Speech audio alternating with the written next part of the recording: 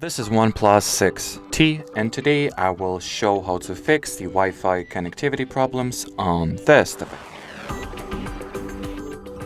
So I recommend that you begin by checking if your time and date are set correctly, or even better, if you will enable the network provided or automatic time and date option.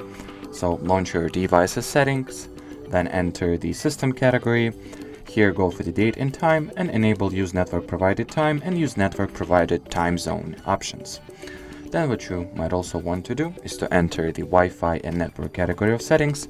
First try toggling Wi-Fi off and on. If that will not help and your Wi-Fi issue is connected to one particular Wi-Fi network rather than Wi-Fi feature as a whole, I recommend that you try forgetting the network you're experiencing problems with and then reconnect your phone to the same Wi-Fi network to see if it will get you anywhere.